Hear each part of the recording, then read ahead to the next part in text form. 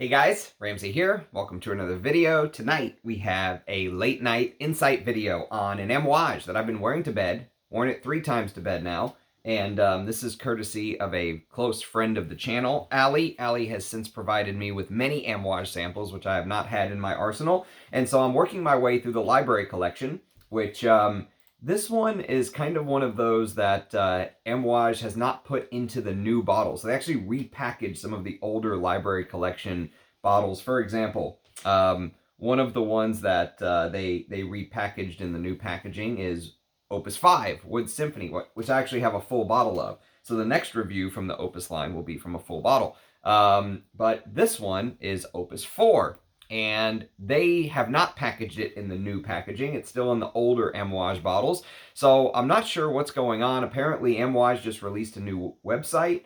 On top of everything else going on at Amouage, they put out a new website, and some of these older Opus fragrances are not loaded on there. I know the Fishman mentioned that just because it's not on there doesn't mean that it's discontinued. It may not just be put up on the website. I don't know what the hell's going on with Amouage. I do know that I did a video earlier today on the discontinued Amouage Silver Cristal in one of the most beautiful bottles, because Amouage is re-releasing this bottle design in a new fragrance called Cristal and Gold Man, and then Cristal and Gold Woman, I think it's called. And it's $1,950. Yes, you did hear that correctly. $1,950. So I'm on an Amouage kick today. Let's put it that way. One of my favorite houses of all time, of course. And so going back and smelling these older library collection when Christopher Chong was in power still makes me happy, because this is a damn good fragrance. And I really like this fragrance because this fragrance shows sort of Christopher Chong's ability to look at the past and pay homage to what came before, and look at the future. And this fragrance does both. It kind of foreshadows, the future, and it looks to the past. So Opus 4, there was a little blurb about it, and I wish I could read it to you because, yes. So actually, I wanted to read it to you, but I don't think I'll be able to, because when I search for it, it actually tries to take me to the old Amouage website, which I can't pull up. So I will just read you the small blurb that I have, which just mentions that from 2010 to 2011, this fragrance came out in 2010. It was created by Jacques Fleury, and Amouage donated 50% of the profits to HIV and AIDS, whatever, in Oman.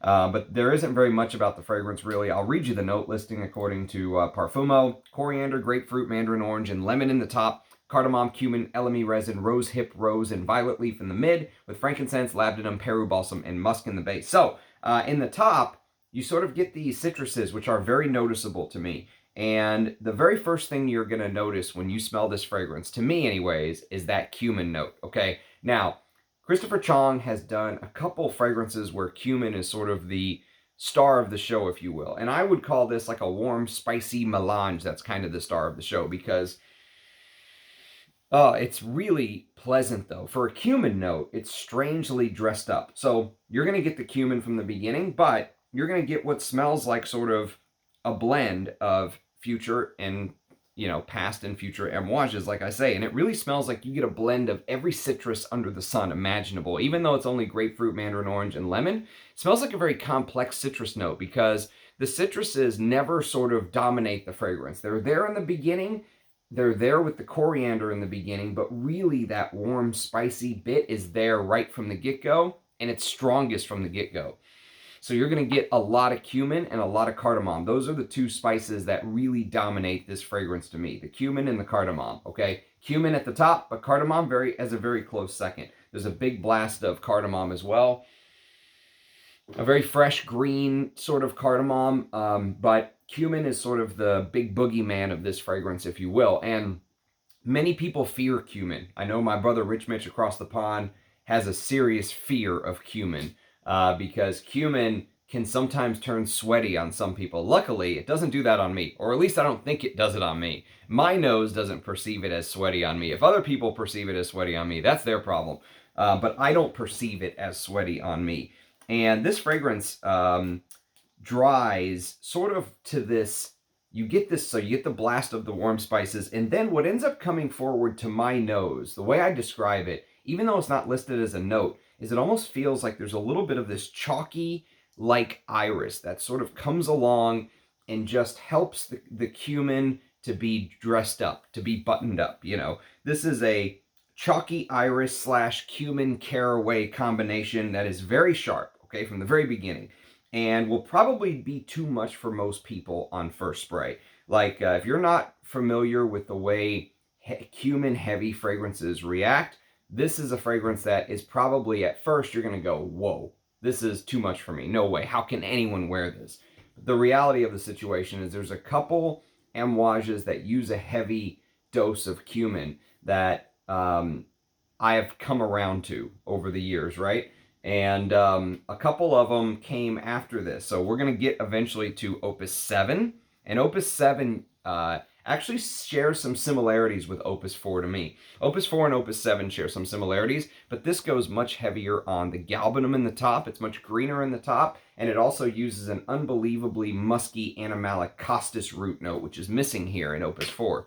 Opus 4 sort of focuses on that warm spiciness. It's very sharp, and a few notes kind of start to emerge that makes it very interesting. One is rose, okay? So this floral rose starts to come in. I feel like I've been reviewing a lot of fragrances that have a very interesting rose note. Here, the rose is there, sort of a background player, but for Middle Eastern style perfumes, that rose is very important, and it does play its part here. The second one is called rose hip, which can also be called rose fruit.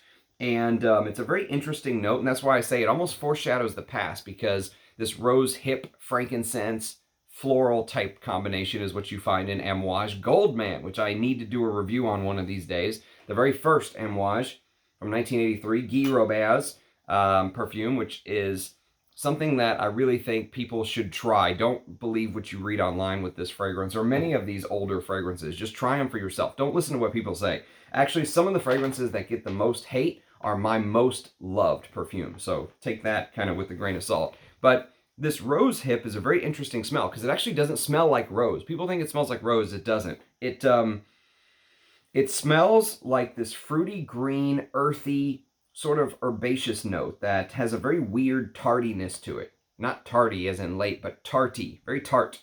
And it almost comes across, imagine smelling like an earthy cranberry. Imagine taking a cranberry, burying it in the earth, and ripping it out like you're ripping a radish or a beet out of the ground or something, right? And it's got dirt all over it, right? Just imagine this dirt encrusted cranberry, right? Very earthy, herbaceous, and green. And in a weird way, that earthy cranberry adds something very interesting to this, because I feel like without it, it would actually come across as very flat. This adds this dimension to the perfume to my nose. And so just imagine this green, tart cranberry mixed with warm spice. That warm, spicy essence is kind of the heart of the fragrance, if you will. And at times it can feel nutty, and it can feel very dry.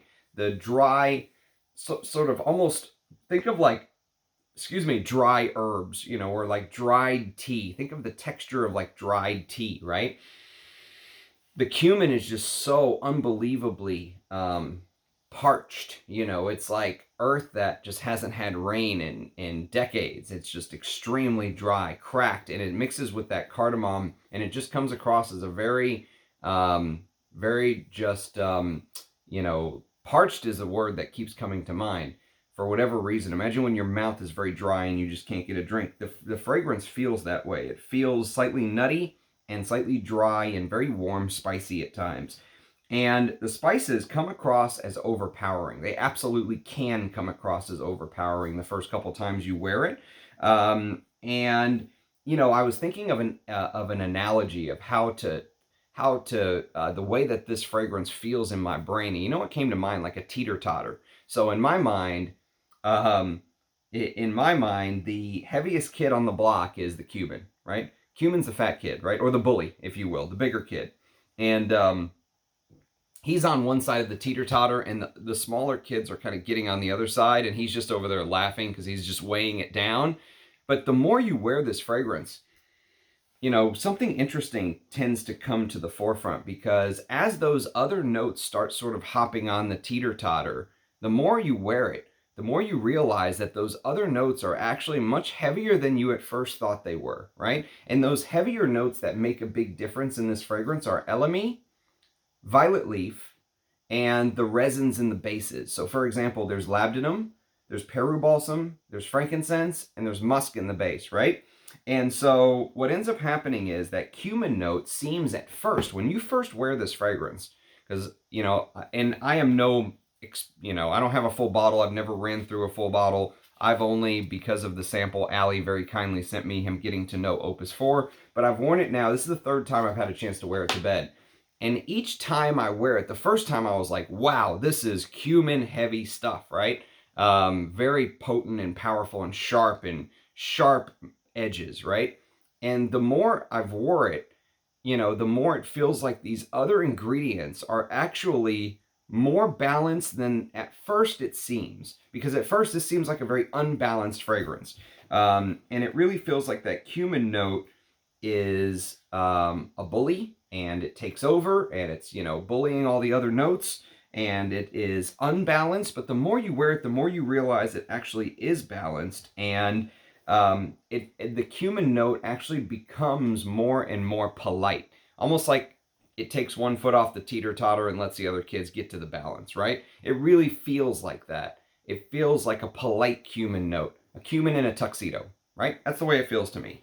And now what's interesting, if you know sort of the history of cumin and Amouage, you know that in 2013, Amouage, 10 years ago, they released one of the most ballsy, one of the most challenging, like, if you said, Ramsey, do it, this is not a top 10 cumin, and rank them, which I don't know if I've done that yet. If I haven't, I will. Also, I'm going to do myrrh if I haven't done that yet. One of my subscribers requested that. I will make that happen. But if you've ever smelled Fate Man, which is on the docket for a Amouage review, one of the most beautiful bottles of all time, by the way. Absolute gorgeous presentation. And the box. But Fate is the cumin fragrance to end all cumin fragrances, right? And it almost feels like, what's funny is smelling Opus 4 and then Opus 7 and then Fate Man. It feels like Christopher Chong was like, you know what? Opus 4, we wanted to be like the most ballsy fragrance with cumin in it. And he just said, you know what? We're just going to double down and make the absolute craziest fragrance with cumin and Fate. And I've come to love Fate because it does a lot of different things and it's challenging. It's my kind of fragrance. But that cumin note can definitely put people off. And I really think that this is a fragrance that you need to spend time with. And I know that's hard for me to say when I only have a little sample, as I haven't spent very much time with it. 3 wears to bed, you know, getting to smell it 3, 4, 5 hours and then passing out is not really the paragon of good fragrance reviewing techniques, right? But sometimes when you only have a little bit, that's just the way it goes. I mean, I could have probably squeezed another couple wears out of it. You see how much juice I have left still. But I feel like I know the fragrance well enough. But the reason I say I think it's important to spend time is that teeter-totter idea.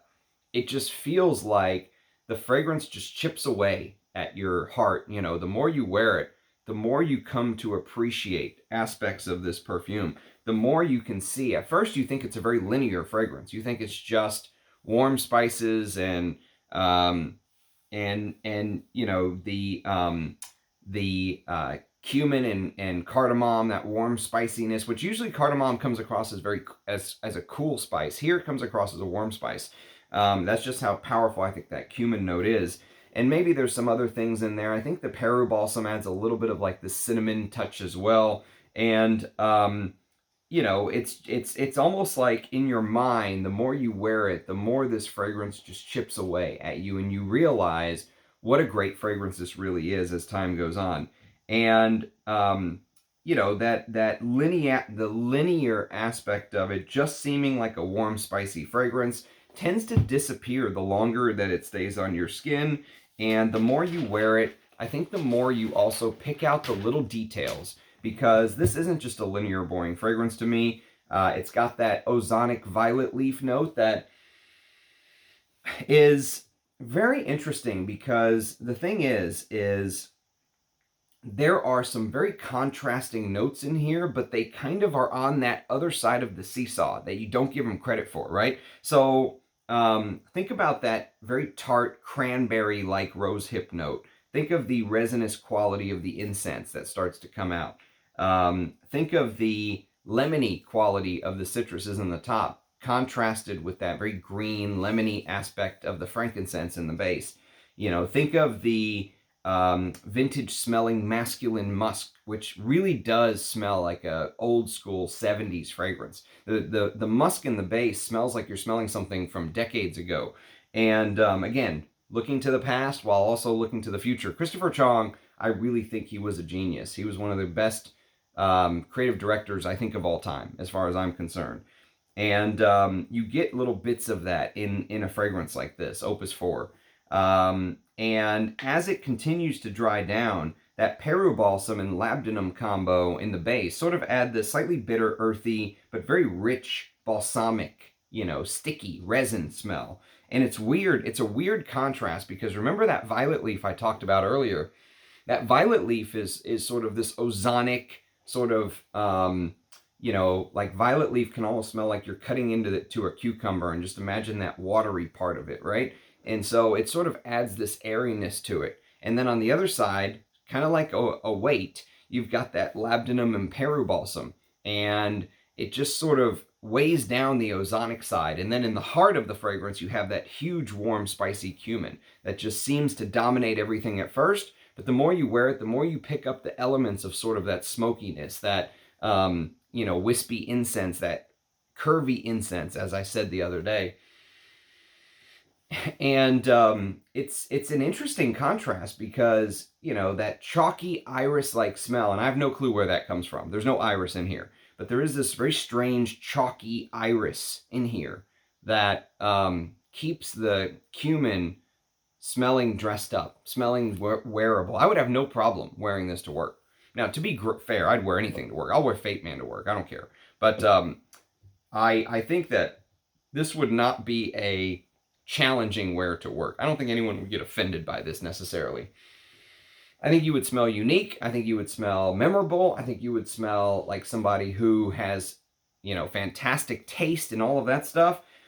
And you know, it's this fragrance is more than what it seems on, let's say, I would say the first wear or two. There's depth to the perfume, and that makes it interesting to me. So for a late night insight video, continuing on our library collection journey, you know, obviously I don't want to overshadow my other Amouage video from today, because I think this is kind of one of the coolest Amouage videos I've ever put up, reviewing the Silver Crystal Oud. Silver Crystal Oud. Oh God, I just gave Amouage an idea. Oh, please don't put out Silver Crystal Oud, Amouage. Reviewing the Silver Crystal Man. Is definitely the Amouage fragrance of the day. But this late night insight video is cool as well. Would I own a bottle of this? Absolutely I would. This is full bottle worthy to me. If I could buy bottles of perfume now, I can't.